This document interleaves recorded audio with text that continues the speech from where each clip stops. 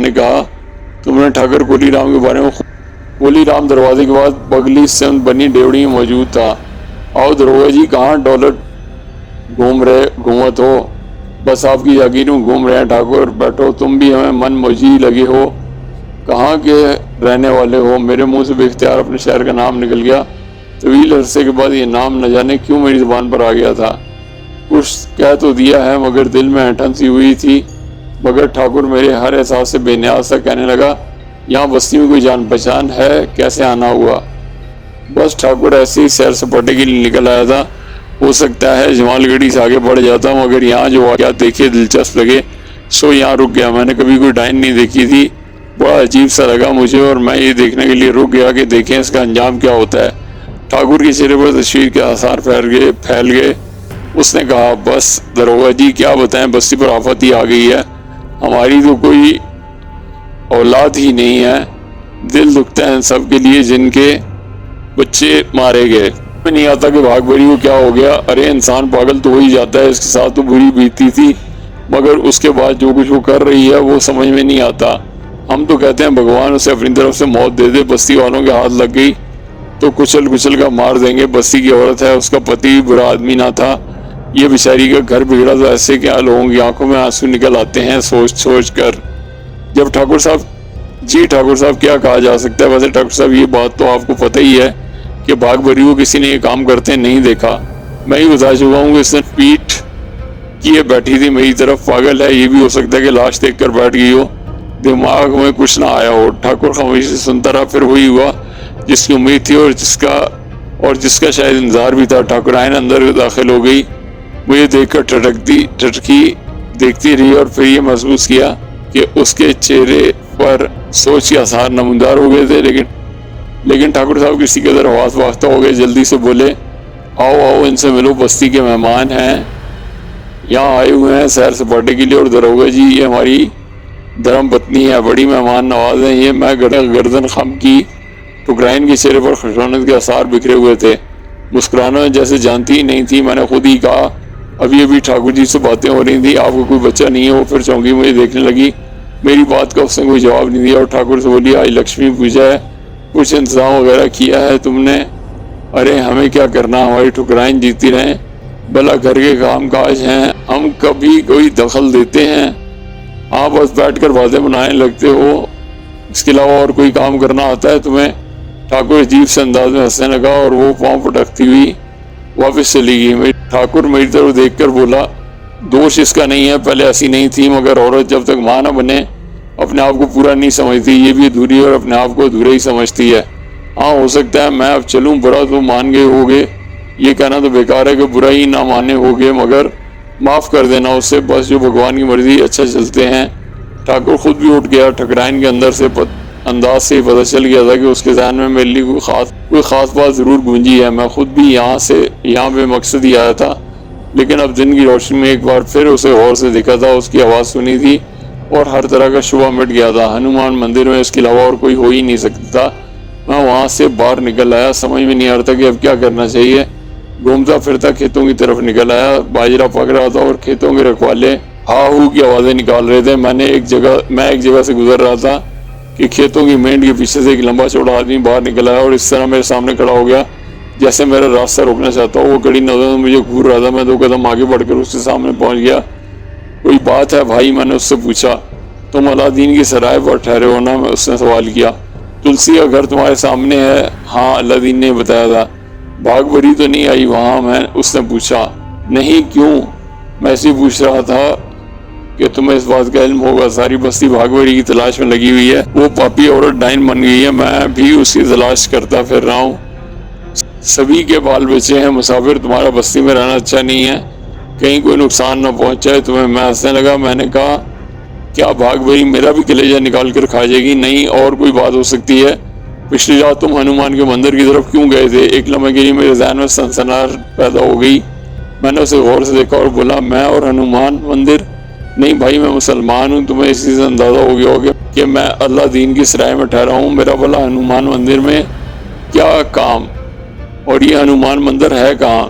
ادھر سیدھے ہاتھ پر کھیتوں کے بیچ چلے جاؤ، کافی دور جا کر ہنومان مندر نظر آتا ہے، پرانا مندر ہے، بھوت پریت کا بسیرا ہے، کوئی نہیں جاتا اس طرف، مگر میں نے تو رات کو تمہیں ادھر دیکھا تھا، بھول ہوئی ہوگی تم سے، میں تو آج تک اس طرف نہیں گیا، لیکن کبھی دیکھوں گا ضرور جا کر یہ ہنومان مندر ہے کیسی جگہ، بھول کر بھی نہ جانا، بھوت بہت سے لوگوں کو مار چکے ہیں، تمہارا شکریہ، مگر تمہیں یہ مطلب ہے، یہ خیال کیسے ہے کہ میں تمہیں بھاگ بھائی کے بارے میں بتاؤں گا؟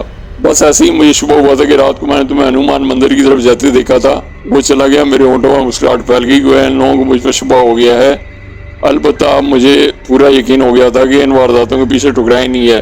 سرائے پہنچا تو الدین کہنے لگا، گنگو اور جنک رام 2 دفعہ آ چکے ہیں تمہارا پوچھتے ہوئے، نہ جانے کیا بات کہہ گئے ہیں کہ جیسے ہی تم آؤ میں تمہیں گنگو کے گھر لے آؤں۔ مجھے یاد آ گیا کہ بچے نے اپنے باپ کا نام گنگو ہی بتایا تھا، میں نے ایک لمحے میں فیصلہ کر لیا کہ اب مجھے یہ بات کھول دینی چاہیے، اس کے علاوہ چارہ نہیں تھا۔ گنگو اور جنک رام نے ہمارا پرتپاک خیر مقدم کیا، گنگو نے سیدھے سیدھے بچے کو میرے سامنے لا کھڑا کیا اور بچے نے گردن ہلاتے ہوئے کہا، یہی تھے باپو، تم نے میرے بچے کو بچایا، مسافر بھائی احسان تم مر کر بھی نہیں بھولیں گے، مگر تمہیں یہ پتہ چل گیا ہوگا کہ بھید کیا ہے، گنگو نے کہا۔ الدین حیرت سے سب کچھ دیکھ رہا تھا، بولا، ارے ہمیں تو کچھ نہیں پتا، کچھ ہمیں نہیں پتا۔ جواب میں گنگو نے اسے پوری تفصیل بتائی اور بولا، یہ کام تو دیوتا ہی کرے ہیں مسافر بھیا، ہمارے لیے تو دیوتا ہی ہیں، نہیں تو ہم بھی گئے تھے کام سے، چھوڑے نے انہیں پہلے بھی دیکھا تھا، پہچان لیا، اس نے ہمیں ساری کتھا سنائی، انہوں نے تو دیوتاؤں ہی جیسا کام کیا تھا، خاموشی سے احسان تک نہ جتایا ہم پر۔ دوستو، تم نے مجھ پر اعتماد کر ہی لیا تو مجھے زبان کھولنی پڑ رہی ہے، بیچاری پاگل بھاگ بھری کو بلا وجہ ہی ڈائن سمجھ لیا گیا ہے، اصل ڈائن کولی رام کی بیوی گیتا ہے، مجھے اس کے ڈائن بننے کی وجہ ہی معلوم ہوگی، پچھلی رات میں بے چین ہو رہا تھا، اس لیے ٹہلتا ہوا ہنومان کے مندر جا نکلا اور وہاں میں نے یہ کھیل دیکھا۔ قصہ یہ ہے کہ گیتا کی یہاں اولاد نہیں ہوتی، جس کے لیے وہ جادو ٹونوں کا سہارا لیتی ہے، اپنی آرزو پوری کرنے کے لیے اس نے 6 بچوں کی قربانی دے دی ہے اور 7ویں بچے کی قربانی آخری ہوگی۔ میں اکیلا تھا، ورنہ اسے اس جگہ پکڑ لیتا، اس لیے میں نے بچے کی جان بچانے کے لیے شور مچایا اور وہ بھاگ گئی، پھر میرے لیے ثابت کرنا ہی مشکل ہو جاتا، البتہ تم لوگ ایک بات ضرور دماغ میں رکھو، وہ 7ویں قربانی کے لیے دوبارہ کوشش کرے گی۔ میرے انکشاف سے سنسنی پھیل گئی، وہ پھٹی پھٹی آنکھوں سے مجھے دیکھ رہے تھے، پھر جنک رام نے کہا، مسافر بھیا ٹھیک کہتے ہو، بات سمجھ میں آ گئی، بالکل سمجھ میں آ گئی، ٹھکرائن بڑی ٹوٹکن ہے، یہ تو ہمیں پہلے ہی معلوم تھا، مگر وہ ڈائن ایسا کرے گی یہ نہیں سوچا تھا، ارے ہوگی ٹھکرائن اپنے گھر کی، ہم اس کا دیا کھائے ہیں کیا؟ چلو گنگو جمع کرو سب کو، لٹھیاں لے کر چلو، مار مار کر بھیجا نکال دیں گے اس کا، دیکھا جائے گا جو ہوگا، دبیل میں نہیں ہے ہم، اٹھو ساروں کو بتا دیں، جس کے کلیجے چھن گئے ہیں وہ دیکھ لیں گے سب کو، اگر تم میری بات سن لو اچھا ہے۔ میں نے کہا، بولو مسافر بھیا، دیکھو یہ بات میں نے تمہیں بتائی ہے، ٹھاکر کہہ دے گا مسافر جھوٹ بول رہا ہے، پھر کیا کرو گے؟ ارے ہمارا چھوڑا بتا دے گا، ہم اسے لے چلیں گے۔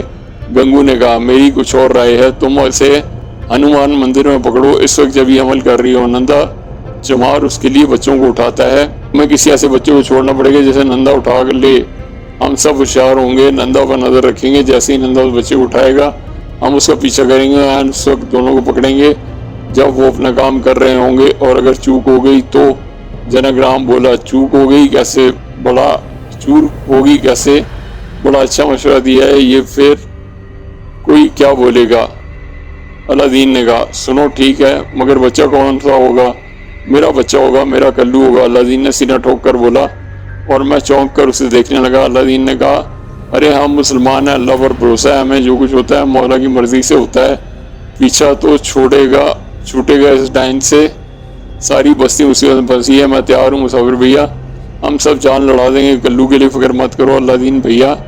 بے شک، جنک رام نے کہا۔ اس آمادگی کے بعد اس منصوبے کی نوک پلک سنواری جانے لگی، آخر کار تمام باتیں طے ہو گئیں، اس سنسنی خیز عمل کا آغاز آج ہی رات ہونے والا تھا۔ گنگو اور جنک رام کے انداز سے یوں لگتا ہے جیسے وہ سارے کام آج ہی نمٹا لینا چاہتے ہوں، لیکن مجھے یقین نہیں تھا کہ گیتا نندی آج ہی دوبارہ کوشش کرے گی۔ اگر ہمارے اندازے بالکل درست تھے اور ہمیں وہی ان وارداتوں کے پس پشت تھی، ان لوگوں سے گفتگو کے دوران میں ان وارداتوں کے درمیانی وقفے معلوم کر چکا تھا، ان میں دونوں ہی دنوں کی کوئی ترتیب نہیں تھی، اسے جب بھی موقع ملا تھا اس نے یہ کام کر ڈالا تھا، شاید اس بار ہی اس کو ناکامی ہوئی تھی، اس کے علاوہ وہ چالاک تھی، نہ جانے اسے مجھ پر شبہ کیسے ہوا تھا، یا پھر ہو سکتا ہے اس شخص نے اندھیرے میں تیر پھینکا ہو، مجھے وہاں ملا تھا، اس کے بارے میں مجھے اندازہ ہو گیا تھا کہ وہ نندا ہی تھا، خود جتنا چالاک تھا اس کا اندازہ اس کی بات سے ہو گیا تھا، اس نے کہا تھا کہ اس نے مجھے ہنومان مندر کے پاس دیکھا تھا، اس سے پوچھا جا سکتا تھا کہ وہ خود وہاں کیا کر رہا تھا۔ اب یہ تو مجھے ہی معلوم تھا کہ وہ وہاں کیا کر رہا تھا۔ گنگو کے گھر سے واپسی پر الدین نے کہا وہاں مسافر بھیا اتنا بڑا کام کر لیا اور ہمیں خبر بھی نہ دی۔ کوئی اتنا بڑا کام بھی نہیں تھا الدین، بیچارے گنگو کے بیٹے کو ڈائن کے منہ سے نکال لیا اور کہتے ہو بڑا کام نہیں کیا، اللہ کو اس کی زندگی بچانی تھی، وہ بچ گئی، میں کیا اور میری اوقات کیا۔ مگر آدھی رات تم ادھر نکل کیسے گئے تھے؟ بس دل بے چین ہو رہا تھا، ذرا سوچا ذرا گھوم آؤ۔ اتنی دور ہنومان کو یہاں دھرا ہے؟ بھیا بڑے دل گردے کا کام ہے، ہمت والے ہو، اور پھر ہمیں تو کچھ اور ہی لگے ہے کیا؟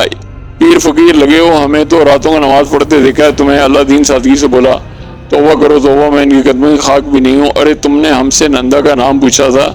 ہاں، ہنومان مندر کا واقعہ تمہیں معلوم ہو چکا ہے، میں نے بلا وجہ ان دونوں کے نام نہیں لیا، میں نے کہا۔ اور الدین سوچ میں ڈوب گیا، پھر بولا سو تو ہے، ایک کام تم نے گنگو کے بیٹے کو بچا کر دوسرا کام اور کر رہے ہو بھیا بہت بڑا۔ وہ کیا؟ ارے تم نے بھاگبری کا جیون بچا لیا، تلسی بیچارے کو بچا لیا۔ یہ لوگ بھی عجیب ہیں، اپنی عقل سے کچھ نہیں سوچتے۔ بھاگبری اور تلسی کی جان کے دشمن ہو رہے تھے، ایک لمحے میں پلٹ گئے۔ اگر میں نہ روکتا تو شاید سوچے سمجھے بغیر لاٹیاں لے کر چڑھ دوڑتے مکھیا کے گھر پر۔ برے نہیں ہیں مسافر بھیا، دن رات پریشان ہو رہے ہیں، بچوں کو چھپائے چھپائے پھر رہے ہیں، کیا کریں آخر اولاد سے بڑھ کر کون ہوئے ہے، اس کے لیے پاگل ہو رہے ہیں۔ مجھے ایک خطرہ ہے، کیا؟ وقت سے پہلے زبان نہ کھول دیں، وہ ہوشیار ہو جائے، ورنہ پھر اسے پکڑنا مشکل ہو جائے گا۔ سمجھا تو دیا ہے، اتنے بابلے نہیں ہیں، ساری بات سمجھا دی ہے انہیں۔ اس کے علاوہ زبیدہ بہن تو کلو کو سینے میں چھپائے چھپائے پھرتی ہے، تم اسے خطرے میں ڈال دو گے؟ اللہ پر بھروسہ کریں گے بھیا، کون تیار ہوتا ہے؟ بستی کے بچے مر رہے ہیں، سبھی اپنے ہیں، وہ بھی جو مارے گئے اپنے ہی تھے۔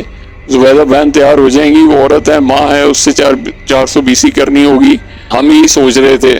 الدین کے جذبے کو میں نے سراہا تھا، خود بھی مستعد رہنے کا وعدہ کیا تھا، اس کے علاوہ اور کچھ سمجھ میں نہیں آ رہا تھا۔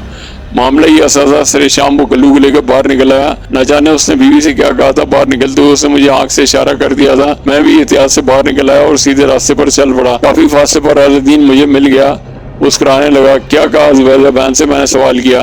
ارے بھیا دیہاتی عورتیں دیہاتی ہی ہوئے ہیں، بس میاں نے جو کہا مان لیا، ہم نے بھی بڑی 420 کی، کلو کو چلتے ہوئے دیکھا تو ہمیں آنکھیں پھاڑ دیں اور ایسا منہ بنا لیا جیسے ہماری جان نکل گئی ہو۔ وہ سامنے ہی موجود تھی، ہم سے پوچھنے لگی کیا ہوا، تو ہم نے اس سے کان میں بتایا کہ کلو کے پیر لڑکھڑا رہے ہیں اور لگتا ہے لکوا مار جائے گا۔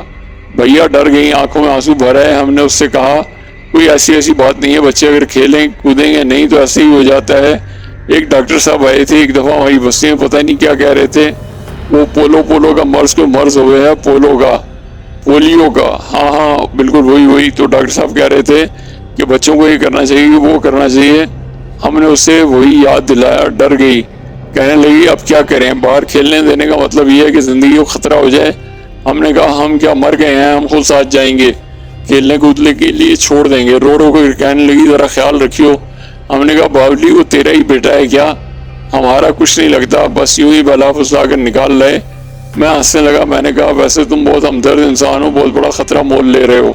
بھیا سچی بات بتائیں، میں تمہیں بستی کے رہنے والے ہندو ہیں یا مسلمان، سارے کے سارے ایک دوسرے کا دکھ اپنا ہی دکھ سمجھتے ہیں، ہم بھی کوئی ان سے الگ تھوڑی ہیں۔ ارے ستیاناس ہو اس ٹکرائن کا، اپنے ہاں اولاد نہیں ہوئی، ایک بیٹا ہو گیا، فرض کرو ٹونوں ٹوٹکوں سے تو 7 ماہوں کی گودیں اجاڑے گی وہ ارے وہ انسان ہے جی، تو ہمارا بھی یہی چاہے ہے کہ بھیا کے کچا چبا جائیں اور سسری کو دانتوں سے نرکھنی کہیں کہ ایسا نہ ہوتی، ماتا پتا گھر سے باہر نکال کر یوں جمال گڑی میں کیوں پھینکوا دیتے، پتہ نہیں کہاں سے آ گئی ڈائن ہماری بستی میں۔ ہمارا تو جی چاہے ہے کہ ٹھاکر کو ساری باتیں بتا دیں اور اس سے کہیں اب بول کیا کہوے ہے، مگر وہی تمہاری بات سچی ہے، وہ مکر جائے گی۔ بات بالکل ٹھیک ہے، بالکل ٹھیک کہا ہے تم نے، سب کی سمجھ میں بات آ گئی ہے، رنگے ہاتھوں پکڑیں گے تو پھر دیکھیں گے کیسے مکرتی ہے۔ ارے بھیجا باہر نکال دیں گے اس کا، وہیں توڑ موڑ کر پھینک دیں گے حرام خور کو۔ الدین چلتا جا رہا تھا، میں نے اس سے کہا باقی لوگوں سے ملاقات تو نہیں ہوئی ہوگی، سب کے سب لگے ہوئے ہوں گے بھیا، معلوم ہے ہمیں پوری بستی کی مصیبت ہے، کسی ایک آدمی کی تو نہیں ہے۔ اور الدین کا کہنا سچ ہی نکلا، جنک رام اور گنگو ساتھ ہی تھے، 2 آدمی اور بھی ان کے ساتھ تھے۔ جنک رام نے ضرور دیکھا اور پھر قریب سے گزرتے ہوئے کہا الدین بھیا تمہاری یہ بات بستی والوں کو جیون بھر یاد رہے گی، لے آئے کلو کو۔ ہاں بھیا کوئی ایسی بات نہیں ہے، جو 6 بچڑ گئے ہیں ہم سے، ہماری کیا مجال تھی کہ انہیں بچا لیتے، اللہ کی مرضی تھی، مگر اب کسی اور کو نہ بچڑنے دیں گے، اللہ کرے ہمارا کلو خیریت سے رہے۔ مگر کام تو کرنا ہی تھا نا کسی کو. ہاں بس تم ایک بات بتا دو. پوچھو بھیا, گنگو بولا. سمجھا بجھا دیا سب کو. ارے کہیں کوئی زبان نہ کھول دے, ٹھکرائیں نشاعر ہو جائے گی اور اس کے بعد الٹی گلے پڑ جائے گی, کون مانے گا. اس کی تو تم چنتا ہی مت کرو بھیا. دیکھو اصل بات ان لوگوں تک پہنچائی ہے جن کے سینوں میں آگ لگی ہوئی ہے. مطلب سمجھ گئے ہوگے. ان سے کہہ دیا کہ جب پہرے پر نکلیں تو سب سے یہی کہیں کہ بھاگ بھری کی تلاش ہو رہی ہے اور کوئی بات نہیں ہے. سب کو اچھی طرح بتا دیا اور یہ بھی سمجھا دیا کہ انہیں کہ کہیں سے بیچاری بھاگ بھری مل جائے تو اسے کوئی نقصان نہ پہنچائے. ارے ویسے ہی بڑے پاپ ہو چکے ہیں ہم سے. ایک زبان کو ستایا ہم نے. باولی تو تھی بیچاری, کیا کرتی, بول بھی نہیں سکتی تھی اپنے بارے میں. ہرے رام ہرے رام. ویسے اب کدھر کا ارادہ ہے؟ میرا خیال ہے نجو کی بگیا ٹھیک رہے گی. ہنومان مندر کا راستہ بھی ادھر ہی سے پڑتا ہے. پھر الادین نے آنکھ دبائی. کلو کو کچھ نہیں بتانا چاہتا تھا. پھر اس نے سرگوشی میں کہا, اور نندا کا کیا کیا تم لوگوں نے؟ اس کی تم بالکل چنتا نہ کرو. لکشمن اور شنکر اس پر نظر رکھے ہوئے ہیں. لکشمن کے بارے میں تو تمہیں پتا ہے کہ نندا کا یار ہے, مگر اس مسئلے میں اس نے ساری یاری ختم کر دی. لکشمن شنکر کو اشارہ دے گا. ظاہر ہے نندا جب اس کی طرف آئے گا تو لکشمن کو پتہ چل جائے گا. سارے کام پکے ہیں بھیا. جو کچھ تم کر رہے ہو ظاہر ہے اس میں کسر تھوڑی چھوڑیں گے. بہرحال یہ لوگ اپنی اپنی جگہ مستعد تھے. میں اور اللہ دین آگے بڑھ گئے. جنگ رام وغیرہ دوسری سمت مڑ گئے تھے. جس جگہ کو کونجوں کی بگیا کہا گیا تھا وہ ایک چھوٹا سا باغ تھا. آموں کے درخت لگے ہوئے تھے. کلو تو آموں کے درختوں کو دیکھ کر ہی میں چلنے لگا.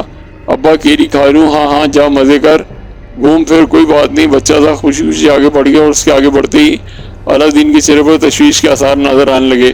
اس نے کپکپاتی آواز میں کہا, بھیا ذرا نظر رکھیو, اللہ کے حوالے کر دیا ہے, پر کیا کریں, باپ کا دل ہے, ڈرتا تو ہے ہی. جگہ بدل لو الادین, تم ایک طرف ہو جاؤ, میں ایک طرف جاتا ہوں. میں نے کہا تھا حقیقت ہم لوگوں نے بڑی مہارت سے کلو کو نظر میں رکھا تھا. جھوٹ پٹے تاریکی میں بدل گئے. کلو مزے سے کیریاں توڑ توڑ کے کھا رہا تھا. بہت دن کے بعد باہر نکلنے کا موقع ملا تھا. کھیلنے سے جی نہیں بھرتا تھا. پھر جب اچھی خاصی رات ہو گئی اور کوئی واقعہ نہیں ہوا تو الادین نے سیٹی بجائی. میں جواب میں اسے قریب پہنچ گیا. وہ بولا, کیا خیال ہے بھیا, اور انتظار کریں؟ میرا خیال ہے بیکار ہے, مگر اب یہ کام سر شام ہی ہو جانا چاہیے. رات کو تو خاص طور پر شبہ ہو سکتا ہے کہ آخر اتنی دیر تک ان حالات میں کلو باہر کیسے موجود ہے. ٹھیک کہتے ہو مسافر بھیا, تمہارا دماغ بہت تیز ہے. غرض یہ کہ ہم واپس چل پڑے. سرائے میں ایک ایک کر کے کئی آدمی آئے, مسکراہٹیں ہوئی اور یہ سلسلہ جاری رکھنے کا فیصلہ کر لیا گیا. پھر دوسری شام کے 4 بجے ہی کلو کو باہر لے آیا گیا. شام تک انتظار کیا گیا مگر آج مزید احتیاط برتی گئی تھی. میرے دل میں مایوسی پیدا ہوتی جا رہی تھی کہ ایسا نہ ہو کہ ہوشیار ہو گئی اور اب اپنا عمل بدل دے. ویسے جنگ رام, گنگو اور دوسرے چند لوگوں کو زبانی مجھے یہ معلوم ہوا تھا کہ کچھ لوگوں نے مستقل ہنومان مندر کے گرد ڈیرے ڈال رکھے ہیں اور ایسی جگہوں پر پوشیدہ ہو گئے ہیں جہاں سے آنے جانے والوں پر نظر رکھیں, ان کے بارے میں کسی کو پتہ نہ لگے. اور اطلاع بھی تسلی بخش تھی. اور تیسرے دن وہ ہو گیا جس کے لیے پچھلے 2 دنوں سے تگودو کی جا رہی تھی. اس وقت کلو کیریاں توڑ توڑ کر کھا رہا تھا. یہ جگہ اسے بہت پسند تھی. آتے ہوئے اس نے کئی دوسرے بچوں کو اجازت دی تھی مگر بچے اسے حیران نگاہوں سے دیکھتے ہوئے اپنے گھروں کو جا گھسے تھے. کسی نے کلو کا ساتھ دینے کا ارادہ ظاہر نہیں کیا تھا, چنانچہ وہ خود ہی یہاں آ گیا تھا. میں اور الادین ایک درخت پر چڑھے ہوئے تھے. کلو کو پتہ نہیں تھا کہ ہم درخت پر چڑھے ہیں. وہ اس درخت سے صرف 2-3 گز کے فاصلے پر کیریاں اکٹھی کر رہا تھا کہ دفعتاً الادین نے میرے کان میں سرگوشی کی, مسافر بھیا, مسافر بھیا. اس کی آواز کانپ رہی تھی اور میں نے اس طرف دیکھا جدھر اس نے اشارہ کیا تھا.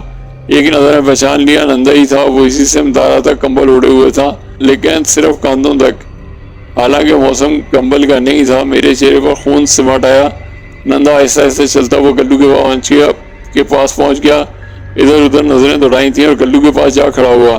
ارے تو الادین کا چھوڑا ہے نا؟ ہاں نندا چچا, مجھے نہیں پہچانتے. کیوں نہیں, مگر یہاں اکیلا کیا کر رہا ہے؟ کیریاں چن رہا ہوں. اچھا تجھے اکیلا چھوڑ دیا الادین نے؟ تجھے پتا ہے کہ بستی میں ڈائن پھرتی ہے. ڈائن کیا ہوتی ہے نندا چچا؟ کتنی کیریاں جمع کر لی تو نے؟ بس یہ ہیں. بس تھوڑی سی اور جمع کروں گا پھر تو رات ہونے ہی والی ہے. ہاں یہ تو ہے, چل ٹھیک ہے اور جمع کر لے. وہ دیکھ درخت کے نیچے پڑی ہوئی ہیں. کدھر؟ کلو نے معصومیت سے کہا اور سم دیکھنے لگا. اور اسی وقت نندا نے شانوں پر پڑا ہوا کمبل کلو پر ڈال دیا اور اسے بھینچ لیا. الادین کی الگ سے آواز نکلنے والی تھی کہ میں نے اس کا منہ بھینچ لیا. اس کا بدن ٹھنڈا پڑ گیا تھا. نندا کلو کو دبوچے ہوئے تھا اور کلو کمبل میں ہاتھ پاؤں مار رہا تھا. الادین نے سرگوشی میں کہا, بابا بھیا, کہیں دم ہی نہ نکل جائے میرے بچے کا. نہیں وہ لوگ بچوں کو زندہ رکھتے ہیں۔ اس کی آواز بری طرح کپکپا رہی تھی، میں نے اس کے بدن میں تھر تھری محسوس کی اور میرا دل دکھنے لگا۔ بہرحال ساری باتوں کو بھول کر میں بھی مستعد ہو گیا۔ نندا کلو کو کندھے پر ڈال کر تیزی سے ہنومان کے مندر کے راستے کی جانب چل پڑا۔ میں اور الدین نیچے اترے ہی تھے کہ لچمن اور شنکر پہنچ گئے۔ انہوں نے آہستہ سے کہا، ساری خبر تھی، ہمیں کام ہو گیا نا، مگر چنتا نہ کرنا بھیا، 20 آدمی ہیں مندر کے آس پاس، سارے کے سارے لمبے لمبے چکر کاٹ کر وہاں پہنچ چکے ہیں۔ ایک ایک جگہ نظر رکھی جا رہی ہے، اور تو اور 2-3 تو مندر کے اندر موجود ہیں اور ستونوں کے پیچھے چھپے بیٹھے ہیں۔ جیسے ہی نندا ان کی طرف چلا، لچمن نے مجھے خبر کری اور اس کے پیچھے چلنے لگا۔ میں نے اس سارے آدمیوں کو جو طاق میں لگے ہوئے ہیں، تو پرواہ مت کریو بھیا، بال بیکانا ہوگا ہمارے کلو کا، پہلے ہماری جان جائے گی۔ ارے بھیا خدا کرے ڈائن سے ہمارا پیچھے چھوٹ جائے۔ چلیں چلیں، ایک ایک کر کے ادھر ادھر گھوم کر، نندا بڑا چلاک ہے۔ اور سنو، ابھی بات یہاں ختم نہیں ہوئی ہے، چلو چلو ہم بھی چل رہے ہیں، جنک رام نے ساتھ چلتے ہوئے کہا۔ ہم لوگ بڑی احتیاط سے نندا کو نگاہوں میں رکھے ہوئے چل رہے تھے۔ وہ محتاط قدم اٹھاتا ہوا مندر کی جانب جا رہا تھا۔ جنک رام نے کہا، مکھیا جی کی ویڈی پر بھی پارا لگا ہوا ہے اور سارے لوگ نگرانی کر رہے ہیں، جیسے گیتا نندی باہر نکلے گی اس کی بھی خبر ہمیں مل جائے گی۔ ہم اس طرح باتیں کرتے ہوئے آگے بڑھتے رہے، چٹپٹے تیزی سے رات میں تبدیل ہو گئے۔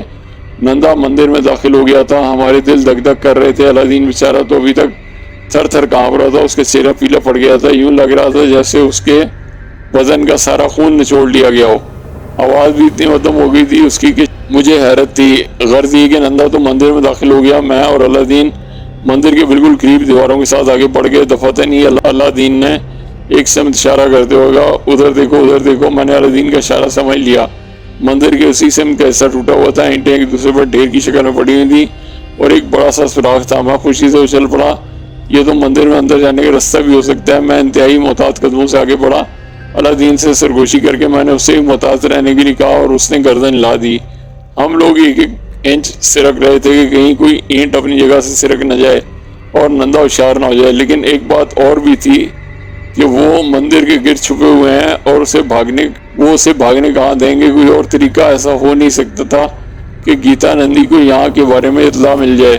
بہر طور ٹوٹے ہوئے حصے سے ہم مندر کے ایک پتلے حصے میں داخل ہو گئے اور اس پتلی سی راہداری میں جہاں کوڑا کرکٹ کے انبار لگے ہوئے تھے اور چوہے ادھر ادھر دوڑ رہے تھے، آگے بڑھتے ہوئے ہم سامنے کے حصے میں پہنچ گئے، جہاں سے تھوڑا سا فاصلہ طے کر کے اس علاقے میں داخل ہوا جا سکتا تھا جہاں ہنومان کا بت ایستادہ تھا۔ میں نے الدین کے کان سے منہ جوڑ کر آہستہ سے کہا، دیکھو بھیا، ذرا سی بھی کمزوری دکھائی تو ساری قربانی بیکار جائے گی، سنبھل کر رہنا۔ ٹھیک ہے الدین نے کہا، اور ہم ستونوں کی آڑ لیتے ہوئے ایک ایسی جگہ پہنچ گئے جہاں سے سامنے نظر ڈالی جا سکتی تھی، لیکن ہمارے عقبی ستون میں بھی کچھ لوگ پوشیدہ تھے۔ تھوڑے فاصلے پر کچھ سرسراہٹیں سنائی دی تھیں، اس کا مطلب ہے کہ وہ لوگ پوری طرح ہوشیار ہیں۔ نندا مزے سے بیٹھا بیڑی پی رہا تھا اور ہنومان کے بت کے قدموں میں کلو پڑا ہوا نظر آ رہا تھا۔ اس کے ہاتھ پاؤں بندھے ہوئے تھے، آنکھیں کھلی ہوئی تھیں اور ان کے مدھم آواز سنائی دے رہی تھی۔ ہم نے اس آواز پر کان لگا دی، کہہ رہا تھا، نندا چاچا چھوڑ دو مجھے، کیوں لے آئے ہو یہاں؟ نندا چاچا یہ میرے ہاتھ پاؤں کیوں باندھ دیے تم نے؟ آواز بند کرو نہیں تو چھری پھیر دوں گا تیری گردن پر، جیسا کہ رمضان بکرے کی گردن پر چھری پھیرتا ہے۔ بات سمجھ میں آئی؟ نہیں نندا چاچا چھوڑ دو مجھے نندا چاچا۔ ارے چپ ہوتا ہے کہ نہیں؟ نندا نے سچ میں اپنے لباس سے وہ خنجر نکال لیا جس کا میں پہلے بھی دیدار کر چکا تھا۔ الدین نے دونوں ہاتھ آنکھوں پر رکھ لیے۔ میں نے اس کے شانے پر آہستہ تھپکے دی، وہ ایسے نگاہوں سے مجھے دیکھنے لگا جن میں بے کسی اور بے بسی کے علاوہ کچھ نہیں تھا۔ یہ آنکھیں کہہ رہی تھیں کہ وہ اپنے بچوں کے سال میں نہیں دیکھ سکتا تھا۔ کلو چیختا رہا، چیختے اس کا گلا بیٹھ گیا اور نندا مزے سے بیڑی پر بیڑی لگا رہا تھا۔ بڑا صبر آزما وقت تھا۔ ایسے لمحات گزارنا زندگی کا سب سے مشکل کام ہوتا ہے، لیکن یہ بھی حقیقت تھی کہ جن لوگوں نے اس بات کا بیڑا اٹھایا تھا کہ ڈائن کو روشنی میں لا کر رہیں گے، وہی بڑے صبر ہی سے وقت گزار رہے تھے۔ کیا مجال ہے کسی کو چھینک بھی آ جائے۔ پھر اچانک ہی سرسراہٹیں بلند ہوئی، یوں لگا جیسے غیر محسوس طریقے سے ایک نے دوسرے کو اور دوسرے نے تیسرے کو خبر دی ہو۔ لمحہ سنسنی خیز تھا اور میرا یہ اندازہ درست نکلا۔ یہ سرسراہٹیں در حقیقت ایک پیغام دے رہی تھیں اور اس کی تصدیق اس وقت ہو گئی جب گیتا نندی مندر کے آتے میں داخل ہوئی۔ کالے رنگ کی ساڑی باندھے ہوئے تھی، اوپر سے شال اوڑھے ہوئے تھی، اکیلی تھی اور بڑے پر اعتماد قدموں سے اندر داخل ہو رہی تھی۔ نندا چونک کر سیدھا ہو گیا۔ دیوی جی، گیتا نندی نے کوئی جواب نہیں دیا، آہستہ آگے بڑھی اور قریب پہنچ کر اس نے بھاری لہجے میں کہا، نندا اگر آج ہمیں کامیابی نہ ہوتی تو یوں سمجھ لے کہ میری ساری تپسیا بیکار چلی جاتی۔ میں جانتا ہوں دیوی، نندا نے کہا۔ سوامی ادھیرنا چند وہ 7ویں دن درشن دیں گے اور بس میرا کام بن جائے گا۔ ہاں دیوی، 7 دن رہ گئے ہیں، بستی والے الگ ہوشیار ہیں، خطرہ بڑھتا جا رہا ہے۔ میں جانتا ہوں، نندا نے کہا۔ چل ہاتھ پاؤں کھول دے اس کے، گیتا نندی نے کہا، اور نندا نے خنجر نکال لیا۔ اس نے کلو کے ہاتھ پاؤں کی رسیاں کاٹ دیں۔ کلو نے بھی اس طرح تڑپ کر اٹھنے کی کوشش کی، مگر نندا نے اسے بالوں سے پکڑ کر نیچے گرا دیا۔ گیتا نندی نے خنجر ہاتھ میں لے لیا تھا۔ اللہ دین در حقیقت صابر تھا، اس کی جو حالت ہو رہی تھی مجھے اندازہ تھا، مگر ضبط کیے ہوئے تھا۔ گیتا نندی کی آواز ابھری، جے بجرنگا 7ویں بلی دے رہی ہوں، اسے سویکار کر بجرنگ بلی، میری گود ہری کر دے۔ ٹکرائن کمینی کتیا، میں تیری بلی دے دوں گا۔ ڈائن شیطان، اللہ دین کی بھیانک آواز سے مندر گونج اٹھا اور اس نے دیوانوں کی طرح لمبی چھلانگ لگائی۔ گیتا نندی اچھل پڑی، اس نے خونی نظروں سے اللہ دین کو دیکھا اور پھر کلو کو۔ پھر وہ بھیانک آواز میں بولی، تو بھی مارا جائے گا بٹیارے، پیچھے ہٹ جا، مارا جائے گا میرے ہاتھوں۔ نندا، اسے سنبھال، لیکن صبر کرنے والوں سے کہاں صبر ہوتا، تو سب بیک وقت نکل پڑے۔ نندا کو انہوں نے دبوچ لیا۔ ٹکرائن نے اللہ دین پر وار کیا، مگر اللہ دین کی تقدیر اچھی تھی، اس کے سینے پر بس ہلکی سی خراش لگی۔ مشتعل لوگوں نے ٹکرائن کے لمبے بالوں کو پکڑ کر اسے پیچھے سے گھسیٹ لیا تھا، ورنہ اللہ دین ضرور مارا جاتا۔ گیتا نندی نے کئی لوگوں کو زخمی کر دیا، مگر چونکہ بے شمار افراد تھے اس لیے وہ زیادہ دیر خنجر نہ گھما سکی۔ کسی نے اس کے ہاتھ پر لاٹھی مار کر خنجر گرا دیا، اور جو ہی خنجر اس کے ہاتھ سے نکلا لوگ اس پر ٹوٹ پڑے۔ وہ بھول گئے تھے کہ وہ ٹکرائن ہے۔ اس کے بال نوچ ڈالے گئے، کپڑے تار تار کر دیے گئے۔ نندا کی تو شکل ہی نہیں پہچانی جا رہی تھی۔ باہر سے بہت سی آوازیں ابھری، ٹھاکر جی آ گئے، کولی رام جی آ گئے۔ ٹھاکر بہت سے لوگوں کے ساتھ اندر آ گیا۔ کیا ہے، کیا ہو رہا ہے؟ ارے یہ کیا ہو رہا ہے؟ ارے یہ گیتا نندی، چھوڑو اسے، چھوڑو ورنہ میں گولی چلوا دوں گا۔ ٹھاکر کے 2 آدمیوں کے پاس بندوقیں تھیں۔ انصاف سے کام لو ٹھاکر، کتنی گولیاں چلاؤ گے؟ آخر میں تمہارے پاس گولیاں ختم ہو جائیں گی، پھر کیا ہوگا جانتے ہو؟ پیچھے سے کسی نے کہا، ہم تمہیں گولیاں چلانے کے لیے نہیں لائے ٹھاکر، اس لیے بلا کر لائے ہیں کہ سب کچھ اپنی آنکھوں سے دیکھ لو۔ دوسرے آدمی نے کہا، سبھی کچھ تو کر ڈالا تم نے، اب میں کیا دیکھوں؟ کولی رام بولا، اس بھول میں نہ رہنا ٹھاکر، یہ سب کچھ نہیں ہے، زندہ جلائیں گے ہم اس ڈائن کو اور اس چمار کو بھی۔ اس سے زندہ نہ جلایا تو ماں کا دودھ حرام ہے ہم پر۔ رگبیر نے کہا، دیکھو کتنے کے گھاؤ لگائے ہیں اس نے، اپنی پھوٹی آنکھوں سے دیکھ لو۔ ارے تم دھن والے سمجھتے کیا ہو اپنے آپ کو؟ چلواؤ گولی، چلواؤ ٹھاکر۔ رام پال نے کہا، اس کا بیٹا ہی مارا گیا تھا۔ گیتا نندی، کیا ہے یہ سب کچھ؟ یہ سب کیا ہے؟ گیتا، جھوٹے ہیں پاپی سارے کے سارے، سب کچھ اس مسافر کا کیا دھرا ہے، یہ سب اس کی سازش ہے۔ ٹھکرائن نے میری طرف اشارہ کر کے کہا، نام مت لینا اس دیوتا کا ٹھکرائن، بھگوان کی سوگن زبان کاٹ لیں گے تمہاری گنگو دھاڑا۔ تم یہاں کیا کر رہی تھی ٹھکرائن؟ کوئلی رام نے پوچھا۔ ہنومان پوجا کرنے آئی تھی، سپنے میں درشن دیے تھے انہوں نے، بلایا تھا مجھے، سو نندا کو ساتھ لے کر چلی آئی۔ گیتا نندی بولی، تمہارا منہ ہے ٹھاکر جو رکے ہوئے ہیں، نہیں تو لاٹیاں مار مار کر اس کا بھجا بار کر دیتے اس کا۔ ایک پرجوش آدمی نے کہا، ارے تم منہ دیکھو ٹھاکر کا، ہم نہیں دیکھیں گے، مارو اس حرام خور کو، جان سے مارو۔ لوگ ایک بار پھر بے قابو ہو گئے۔ چند افراد نے بندوق برداروں پر حملہ کر دیا، بندوقیں چھین لیں۔ صورتحال بگڑتے دیکھ کر میں نے ایک اونچی جگہ کھڑے ہو کر چیخ کر کہا، سنو بھائیو، کلو کی جان بچ گئی ہے، اللہ نے گنگو کے بیٹے للو کو بھی بچا لیا ہے۔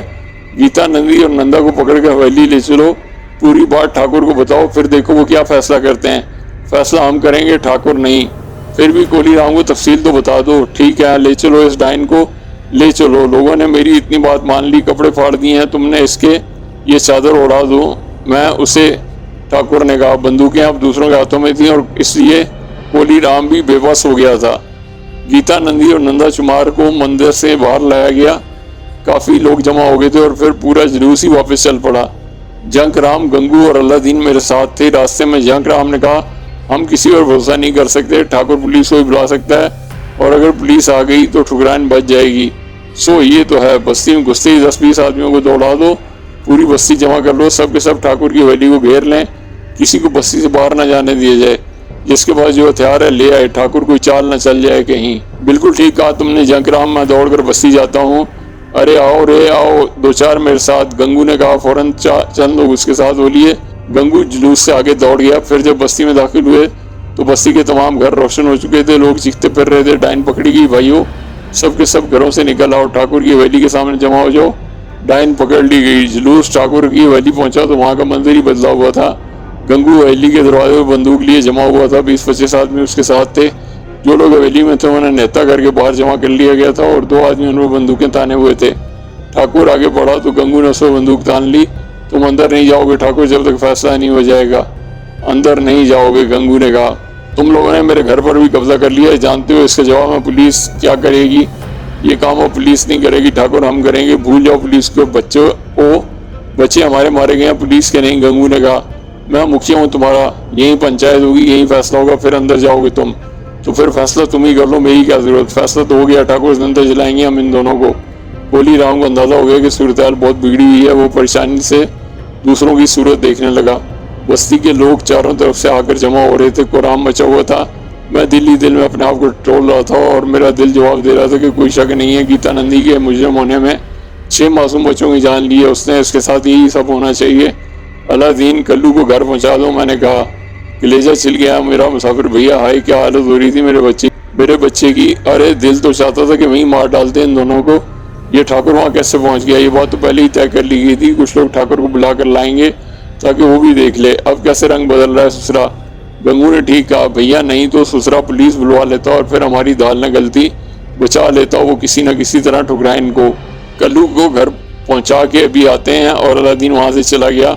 मुझे सूरत हाल का बखूबी अंदाजा हो रहा था। बस्ती वाले एक दूसरे से बातें कर रहे थे। वो हैरान थे इस बात पर कि डाइन भाग भरी नहीं थी और उसकी तरफ शुबह ऐसे ही चला गया था। ठुकराइन असल डाइन है। बात आहिस्ता आहिस्ता खुलती आ रही थी। लोग एक दूसरे की तफसील बता रहे थे। वो लोग सबसे ज्यादा मुश्तइल थे जिनके बच्चे ठुकराइन के हाथों मारे गए थे। उनका बस नहीं चल रहा था, वरना सब कुछ वहीं कर डालते, मगर जो तैयारियां हो रही थी उनसे अंदाजा होता था किसी तरह ठुकराइन और नंदा को छोड़ने पर आमादा नहीं होंगे। बहुत से लोग जंगल और खेतों की तरफ भी निकल गए थे। उनकी आमद के बाद उनके इरादों को पता चला। लकड़ियां काट कर लाए थे और हवेली के सामने एक साफ सुथरे हिस्से में अंबार करने लगे थे। ठुकराइन को हवेली में नहीं जाने दिया गया था, बल्कि वहीं एक जगह बैठा दिया गया था। नंदा भी थोड़े फासले में मौजूद था। गीता नंदी जितना शोर मचा सकती थी मचा चुकी थी और अब उसके चेहरे पर खौफ के साथ नजर आने लगे थे। ठाकुर कोली राम लोगों से सलाह मशवरे कर रहा था। तकरीबन सारी बस्ती उमड़ आई थी। बस औरतें और बच्चे ही घरों में रह गए थे। तुलसी मौजूद था, मगर इतने फासले पर कि मैं उसके चेहरे का जायजा नहीं ले सकता था। बहर तो और ये हंगामा आ रही हैं जारी रही। लोगों की ज़बानी इन फैसलों को पता चल रहा था जो कोली राम और दूसरे लोगों के दरमियान बातचीत करने गए हुए थे। पता चला कि सुबह को पंचायत होगी और सारी बातें सुनने के बाद फैसले किए जाएंगे। बस्ती में जैसे कोई त्यौहार मनाया जा रहा हो, पूरी बस्ती रोशन थी। लोग आ जा रहे थे। ठाकुर कोली राम भी एक तरफ बैठ गया था थक कर। गर्ज ये कि हंगामे सारी रात जारी रहे। अलादीन मेरे पास वापस आ गया था और अब वो खासी बेहतर हालत में नजर आ रहा था। जंग राम और गंगू वगैरह भी मेरे पास ही मौजूद थे। इन दोनों को मुझसे बड़ी अकीदत हो गई थी, खास तौर पर गंगू को जिसका बच्चा कुर्बान होते होते बच गया था। अलादीन के लिए बड़ी अकीदत के अल्फाज अदा किए जा रहे थे। उसने अपने बेटे की जिंदगी खतरे में डाल दी थी। अगर वो ऐसा ना करता तो ठाकुर कोली राम ये बात ना मानता कि उसकी धर्मपत्नी डाइन है और ना ही ठुकराइन रंगे हाथों पकड़ी जाती। जिन लोगों ने अंदर का मंजर देखा था वो तो खैर किसी और बात पर यकीन करने को तैयार ही नहीं थे, लेकिन बाद लोगों के दिलों में शक व शुबा भी पाया जाता था। रात ऐसा ऐसा गुजर रही थी। आखिरकार सुबह हो गई। ठाकुर का चेहरा उतरा हुआ था, चारों तरफ से बंद कर रह गया था। वो पता नहीं उसके अपने दिल में क्या था। ठुकराइन भी अब मुजमैल नजर आ रही थी। गालबन अब उसे अपनी तकदीर का फैसला मालूम हो गया था। सुबह को लोग मुंतशिर हुए और कुछ देर के बाद पंचायत जम गई।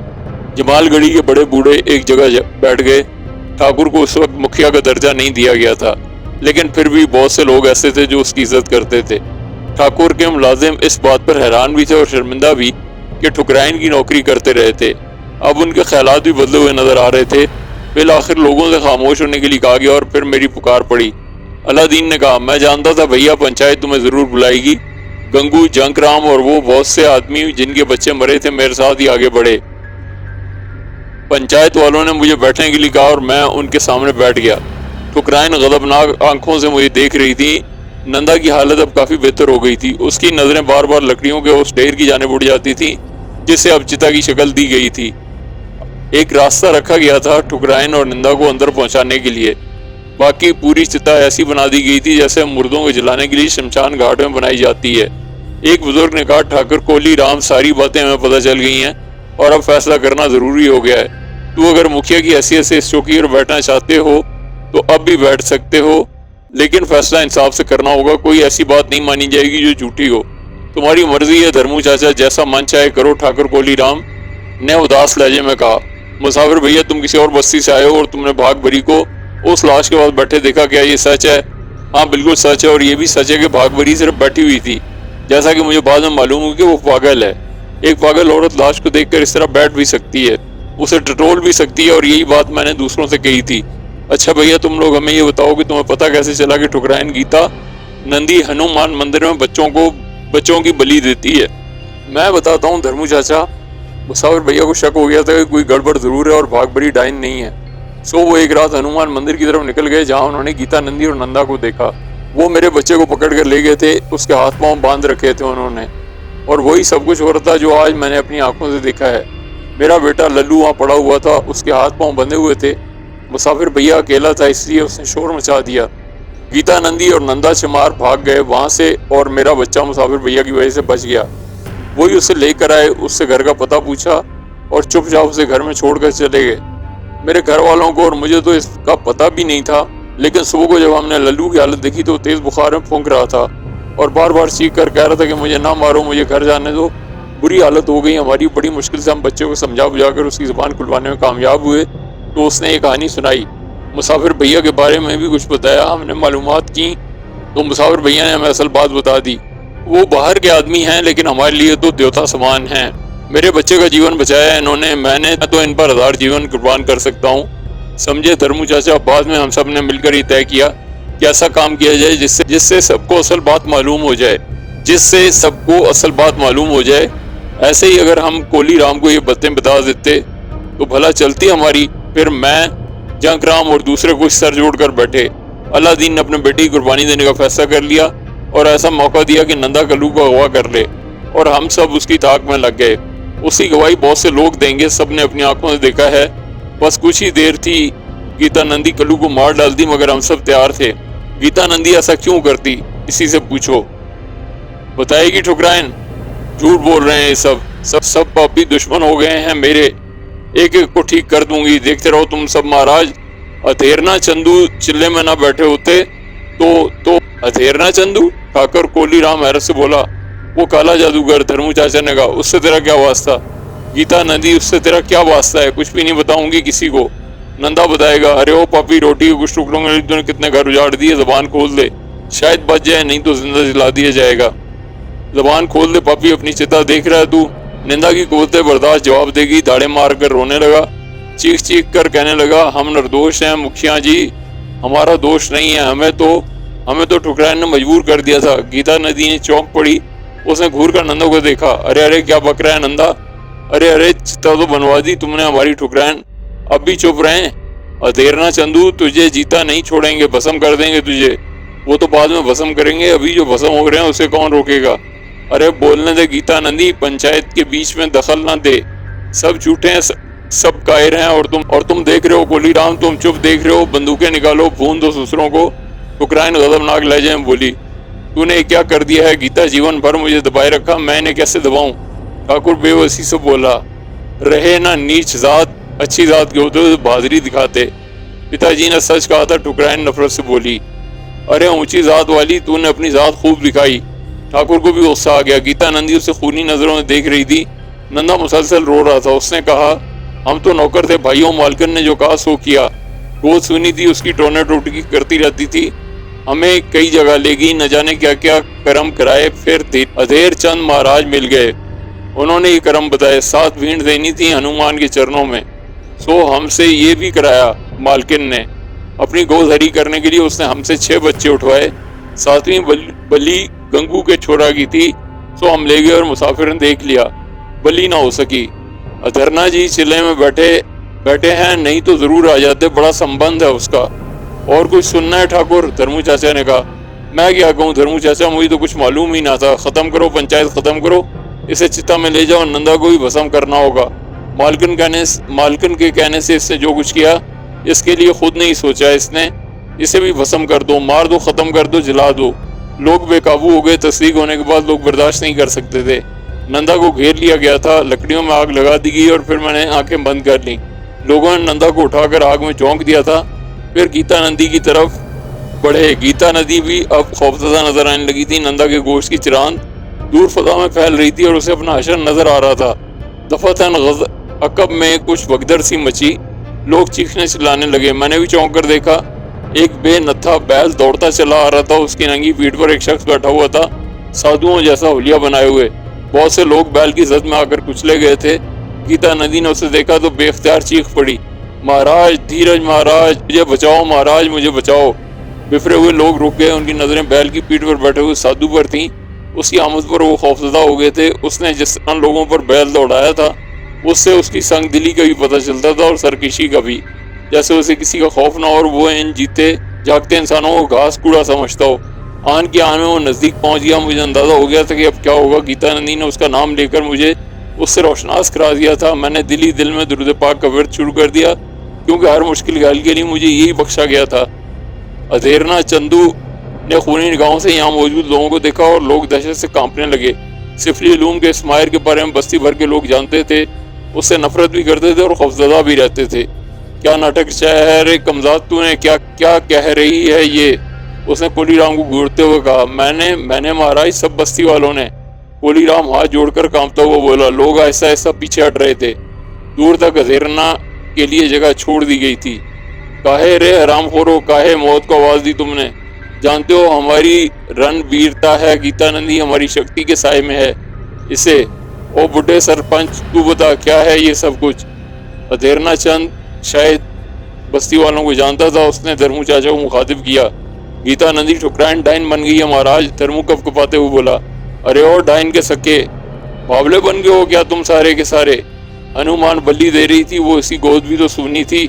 اس نے 6 پریوار سونے کر دیے مہاراج، 6 بچوں کو مار کر ان کے کلیجے چبا گئی۔ جنک رام ہمت کر کے بولا، ارے پاپیو، ارے باولو، ارے جنم کے انتو، امر ہو گئے ہو ہنومان کے چرنوں میں بھینٹ ہو کر۔ تم سب بال بچوں والے ہو، ایک ایک کے گھر میں 6 کھیل رہے ہیں، ایک کے چلے جانے سے کون سا فرق پڑ گیا؟ یہ چراند کیسی اٹھ رہی ہے؟ اگنی سے کیا جلا رہے ہو تم اس میں؟ انہوں نے نندا کو زندہ بھسم کر دیا مہاراج، زندہ آگ میں جھونک دیا، اور مجھے بھی اگنی میں جھونکنے والے تھے۔ گیتا نندی شیر ہونے لگی، تمہارا ستیہ ناس پاپیو، اپنا نرک تم نے دھرتی پر ہی بنا لیا۔ تمہیں معلوم نہیں تھا کہ نندا ہمارا سیوک تھا؟ ٹھیک ہے، تم نے جو کیا اس کا پھل بھگتو گے۔ نندا نے بھوت بن کر تم سب کو ایسے ہی بھسم نہ کیا تو ہمارا نام بھی ادھیر چند نہیں۔ کون سورما جھونکے گا اسے آگ میں؟ آؤ آگے بڑھو، اسے چھو کر دکھاؤ۔ اور تو رے نر نکھے کمزاد کھڑا دیکھ رہا ہے سب کو؟ دیکھ لیا گیتا نندی، یہ فرق ہوتا ہے ذات کا۔ تیرے ماتا پتا کہتے تھے تو اسے؟ ادھیرنا نے کولی رام کی طرف اشارہ کرتے ہوئے کہا، یہ انیائے ہے مہاراج، ہمارے من سلگ رہے ہیں، ہم بدلہ لیں گے، ہمیں بدلہ لینے دو۔ کچھ لوگوں نے کہا، اور ادھیرنا چند کی گردن ان کی طرف گھوم گئی۔ آؤ آؤ آگے آؤ، ہم نیائے کر دیں۔ یہ اگنی تم نے جلائی ہے، بہت بڑی چتا بنائی ہے تم نے، لاؤ پہلے اسے بجھا دیں، پھر تمہارے سلگتے من بھی بجھا دیں گے۔ ادھیرنا چندو بیل کی پیٹھ سے اتر آیا، اس نے تیزی سے بڑھتے ہوئے شعلوں کی طرف دیکھا، پھر ہونٹ سکوڑ کر ان پر پھونک مارنے لگا۔ تیز سنسناٹ کے ساتھ آگ دبنے لگی، جلتی ہوئی موٹی لکڑیاں ہوا کے دباؤ سے جگہ چھوڑنے لگیں اور لوگ گھبرا کر اس رخ سے ہٹ گئے جدھر لکڑیاں سرک رہی تھیں۔ شعلے بجھنے لگے، لکڑیاں اس طرح بجھ گئیں جیسے ان پر اوس پڑ گئی ہو۔ نندا کی لاش بھی نظر آنے لگی تھی، کوئلہ ہو گیا تھا جل کر۔ میرے لیے اب عمل ضروری تھا، میں نے ایک تصوراتی اثار ادھیرنا چند کے گرد قائم کر دیا۔ ادھیرنا چند نے آگ ٹھنڈی کر کے اپنا کام ختم کیا، پھر بولا، اب بولو کس کس کا من سلگ رہا ہے؟ لوگوں کے چہرے فاق تھے مگر بھاگا کوئی نہیں، ممکن ہے پیچھے سے کچھ لوگ کھسک گئے ہوں یا پھر وہ چلے گئے تھے جو زخمی ہو گئے تھے۔ گیتا نندی کی نظر اچانک مجھ پر پڑی اور میری طرف اشارہ کر کے بولی، یہ سب سے آگے تھا مہاراج، مسلمان چھوکرا ہے، اس نے بڑی ہتیا مچائی ہے۔ ادھیرنا چندو مجھے گھورنے لگا، پھر کسی قدر حیرانی سے بولا، یہ کون ہے رے تو؟ میری کہانی تو بہت لمبی ہے ادھیرنا چند، مگر تو نے بہت برا کیا ہے۔ گیتا نندی کو تو نے ہی اس برے کام پہ آمادہ کیا تھا۔ آمادہ کیا تو تھا، سزا دے گا کیا تو مجھے؟ ادھیرنا کے لہجے میں غرور انداز متمسخر تھا۔ مجرم تو بستی والوں کا ہے، تجھے وہی سزا دیتے تو اچھا ہے، مگر یہ معصوم لوگ تجھ سے ڈرتے ہیں، مجبوراً مجھے یہ کام کرنا پڑے گا۔ اچھا، ادھیرنا مسکرا کر بولا، کیا جرم کیا ہم نے مہاراج؟ وہ مذاق اڑاتے ہوئے بولا، تم تینوں مجرم ہو، تم نے گیتا نندی کو گمراہ کیا اور گیتا نندی شیطان بن گئی، اس نے 6 بچوں کی جان لے لی۔ نندا اس کے ساتھ مل کر بچوں کو اغوا کرتا تھا، اسے تو سزا مل گئی، تم دونوں باقی ہو، تو ہمیں بھی سزا دے دو مہاراج، تمہاری چتا تو بجھ گئی، ایسی ہزاروں چتائیں بھڑک سکتی ہیں۔ ادھیرنا تو نے اسے بجھا کر کوئی بڑا کام نہیں کیا، جے ہنومان گورما چوکیا، یہ مہاراج ادھیراج کیا کہہ رہے ہیں؟ جاؤ مہاراج، پہلے تم بجرنگ بلی کی لنکا کی سیر کر لو۔ اس نے میری طرف رک کر کے ہونٹ گول کر لیے۔ تیز ہوا کی سنسناہٹ سنائی دی۔ غالباً وہ مجھے پھونکوں سے اڑا دینا چاہتا تھا، لیکن اس کے ہونٹوں سے خارج ہونے والی ہوا کسی ٹھوس شے سے ٹکرا کر واپس ہونے لگی۔ یہ ٹھوس شے میرا قائم کیا ہوا آثار تھا۔ میرا دل خوشی سے اچھلنے لگا، ہمت بن گئی، تیز ہوا آثار میں گھٹ گئی تھی اور اندر منتشر ہو رہی تھی، جس سے گیتا نندی اور خود ادھیرنا چند کے بال اور کپڑے اڑنے لگے تھے، ساتھ ساتھ اندر موجود کوڑا کرکٹ اور جلی ہوئی لکڑیوں کی راکھ بھی۔ ادھیرنا چند حیران ہو کر رہ گیا۔ اس نے آنکھیں پھاڑ کر مجھے دیکھا اور پھر میں نے کہا، بجرنگ بلی کی لنکا تو مجھے نظر نہیں ہے ادھیرنا، مگر اب تیرا یہ بیل تجھے سیر کرانے کے لیے جا رہا ہے۔ میں نے بیل کو گھورتے ہوئے دیکھا۔ اچانک بیل کے تیور بگڑنے لگے، اس نے اپنی جگہ اچھلنا شروع کر دیا اور ادھیرنا ایک طرف ہٹ گیا۔ بیل نے کھر زمین پر گھسے اور پھر گردن جھکا کر ادھیرنا پر حملہ آور ہو گیا۔ ادھیرنا چند بدحواس ہو کر ایک طرف ہٹ گیا۔ بیل آگے بڑھ کر حصار کی دیوار سے ٹکرایا اور اس کا سر پھٹ گیا۔ اس کے سر سے خون بہا تو شدت جوش سے دیوانہ ہو گیا۔ پھر اس نے ادھیرنا کو تاک لیا اور پھنکاریں مار مار کر اس کو کلانچیں بھرنے لگا۔ گیتا نندی دہشت زدہ ہو کر بھاگی، لیکن وہ حصار کے قیدی تھے، وہ بھی نادیدہ دیواروں سے ٹکرائی اور چیخ مار کر گر پڑی۔ ادھر بیل نے ادھیرنا کو گھیر لیا اور سینگوں پر اٹھا کر بری طرح رگیدنے لگا۔ ادھیرنا کا دائنا گال پھٹ گیا، مگر بیل اس کا پیچھا نہیں چھوڑ رہا تھا۔ ادھیرنا جیسے ہی اٹھنے کی کوشش کرتا، وہ اگلے پاؤں اٹھا کر پوری قوت سے ٹکر مارتا اور ادھیرنا کئی فوٹ اچھل کر گرتا۔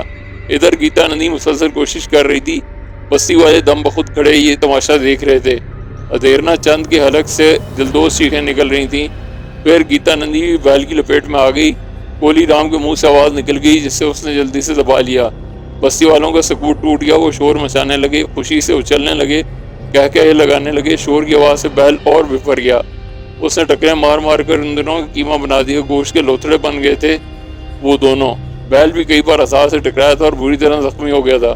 پھر وہ بھی گر پڑا اور اس نے پاؤں رگڑ کر دم توڑ دیا۔ کچھ منٹ گزر گئے تو میں آگے بڑھا اور ان لاشوں کے قریب پہنچ گیا۔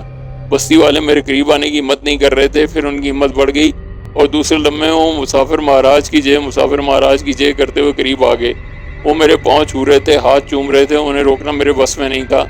میں نے بے بسی سے دل میں کہا، معبود کریم، میں مجبور ہوں، کتنا ہی شور مچاؤں، یہ میری نہیں سنیں گے۔ جس طرح ممکن ہو سکتا تھا ان سے بچ رہا تھا۔ جنک رام چیخ کر بولا، رک جاؤ بھائیو، رک جاؤ، پریشان نہ کرو مسافر مہاراج کو، بعد میں مل لینا ان سے، پریشان مت کرو۔ لیکن کون مانتا؟ کولی رام اس ویڈیو میں نظر نہیں آ رہا تھا۔ لوگ ادھیرنا سے بھی نفرت کرتے تھے۔ چنانچہ چتا پھر جلا دی گئی، ان کے جسموں کے لوتھڑے گھسیٹ کر آگ میں پھینک دیے گئے۔ اس عمل کے دوران مجھے ان سے بچ نکلنے کا موقع مل گیا اور میں وہاں سے سرائے کی طرف بھاگا۔ سرائے میں آ کر دم لیا تھا، لیکن اندازہ تھا کہ اب کیا ہوگا۔ کھیل ختم ہو گیا تھا۔ گیتا نندی ختم ہو گئی تھی اور اس کے ساتھ ایک خبیث بھی جو سفلی علوم کا ماہر تھا۔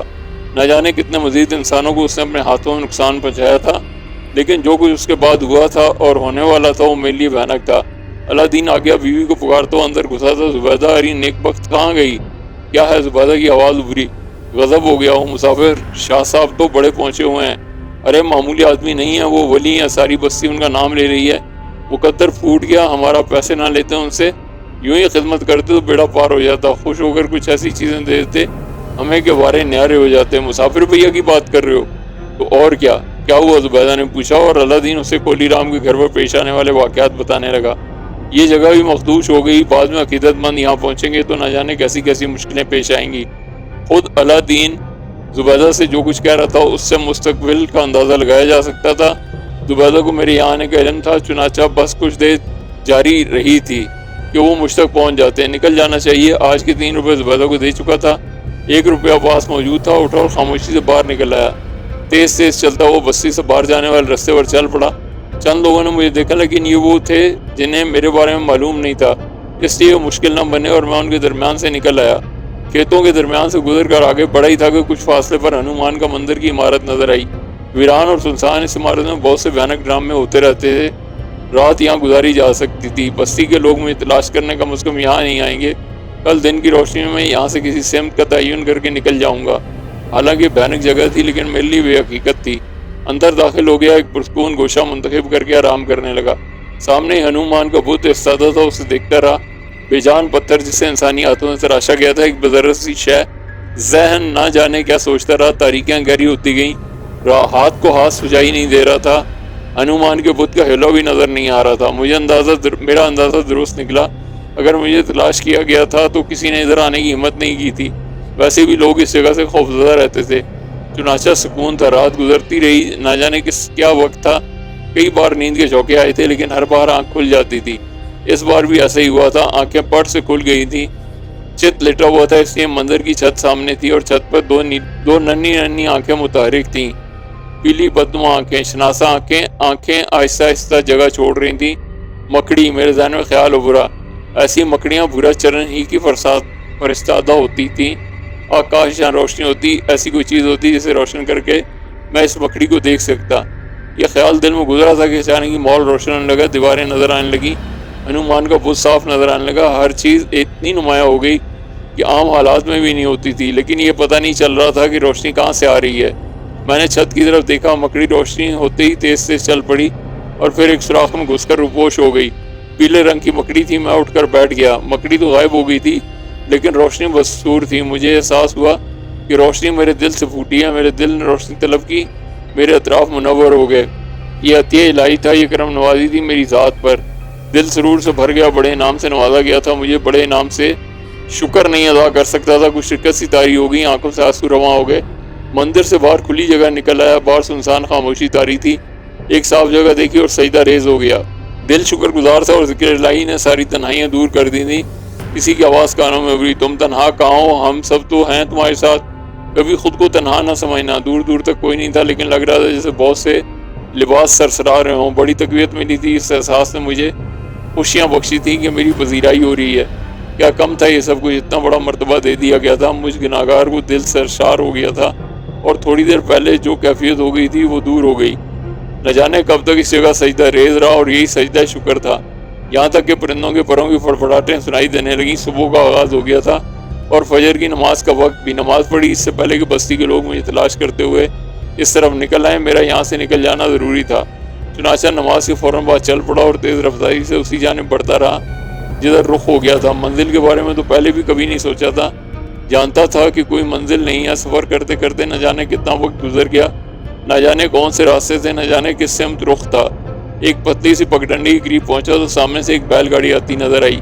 کوئی دیہاتی تھا جس نے پیچھے سبزیوں کا ڈھیر لاز رکھا تھا۔ مجھے دیکھ کر گاڑی روک لی اور زور سے آواز دی، ارے او بھیا رے، کدھر جا رہے ہو؟ اس کو میں نے قریب پہنچ کر اس پر غور کیا اور پھر پوچھا، بس بھیا مسافر ہوں، کسی بستی کی تلاش میں تھا۔ کسی بستی کی کیوں؟ راستہ بھول گیا ہوں، میں نے جواب دیا۔ پردن پور تو نہیں جانا؟ کہاں؟ میں نے سوال کیا۔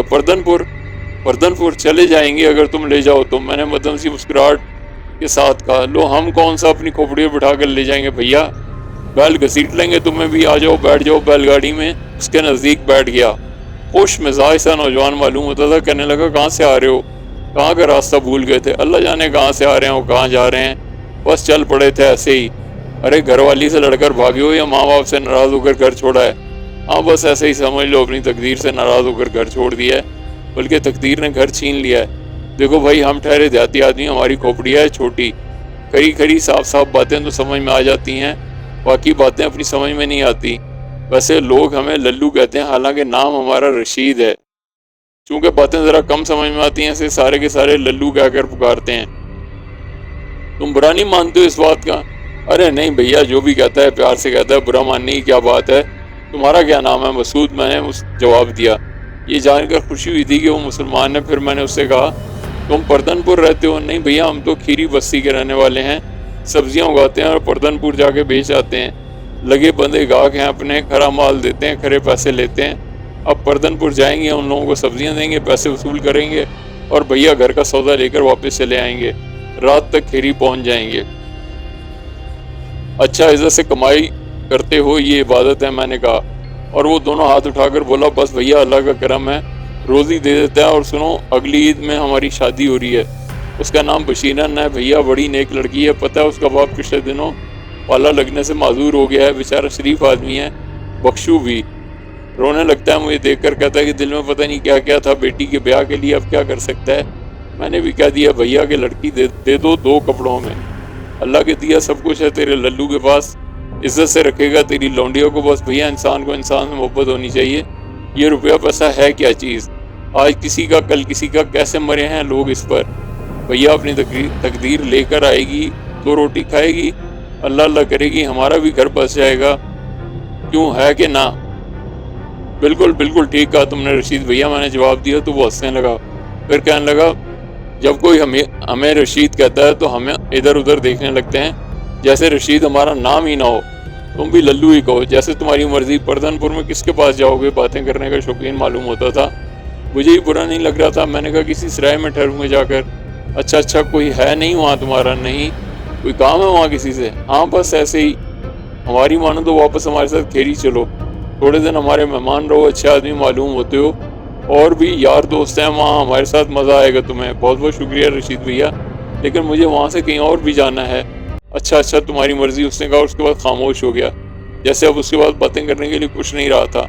لیکن اتنی دیر کی خاموشی میں اس نے غالباً یہی سوچا تھا کہ اب آگے کیا باتیں کرے، یا ہو سکتا تھا کچھ سوچ رہا ہو۔ بہرحال تھوڑی دیر خاموش رہنے کے بعد وہ بولا، ارے ہاں تمہاری شادی ہو گئی، ماں باپ بہن بھائی تو ہوں گے؟ ہاں اللہ کا شکر ہے، میں نے جواب دیا۔ کچھ کھایا پیا؟ ارے لو، اصل بات تو ہم بھول ہی گئے۔ ارے بھیا کچھ کھایا پیا تم نے یا نہیں؟ میں نے آہستہ سے کہا نہیں للو، صبح سے کچھ نہیں کھایا۔ لو تو پھر کہا کیوں نہیں؟ ارے واہ بھیا، اب ایسا بھی کیا کہ آدمی بھوکا اور منہ سے کچھ نہ بولے؟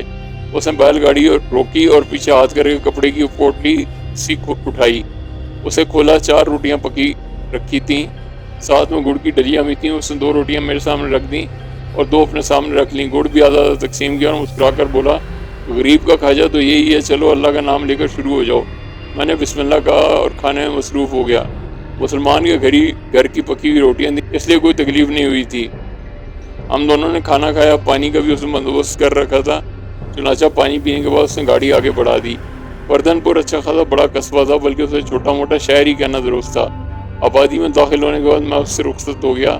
اللہ نے یہاں تک پہنچانے کا ذریعہ پیدا کر دیا تھا اور ساتھ ہی ساتھ رزق سے بھی نوازا تھا، لیکن یہاں اس علاقے میں میری آمد کا کوئی اہم مقصد نہیں تھا۔ جمال گڑھی کے بارے میں تو حکم ہوا تھا اور مجھے یہ اندازہ ہو گیا تھا کہ وہاں مجھے کس لیے بھیجا گیا۔ ایک معصوم عورت مصیبت سے بچ گئی تھی اور دوسری شیطان صرف تو عورت جو 6 انسانوں کو خون کر کے 7ویں کی زندگی کی گاہک بنی ہوئی تھی، اس شیطان کے ساتھ فنا ہو گئی تھی، لہذا گیہوں کے ساتھ گھن کی حیثیت سے پس گیا تھا۔ ظاہر ہے شریک جرم بھی اتنا ہی مجرم ہوتا ہے جتنا کہ اصل مجرم۔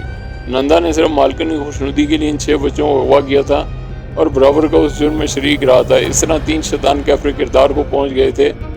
ادھر ادھیرنا چندو بھی اپنے سفلی علم کے ذریعے نہ جانے کیسے کسے نقصان پہنچاتا، گندے لوگوں کے ماہر جو غلاطوں کے ذریعے لوگوں کو نقصان پہنچاتے ہیں، اس روئے زمین پر بدنما دھبے ہیں۔ شیطانی جنتر منتر پڑھ کر وہ معصوم انسانوں کو نقصان پہنچاتے تھے، چنانچہ ان کی سرکوبی ضروری تھی، اور اس کے لیے ضروری نہیں تھا کہ میں اشاروں کا انتظار کروں۔ ایک سپاہی کا فرض ہوتا ہے کہ وہ کسی بھی جگہ قانون شکنی دیکھے تو اپنا فرض پورا کرے، قانون اسے اختیار اسی لیے دیتا ہے، چنانچہ نگاہ رکھنا ضروری ہے۔ آبادی وسیع تھی، کوئی جگہ ٹھکانہ بن سکتی تھی، شہر گردی کرنے لگا۔ Dear viewers, if you like to watch the scariest horror stories, do subscribe, like and share our channel. Thank you.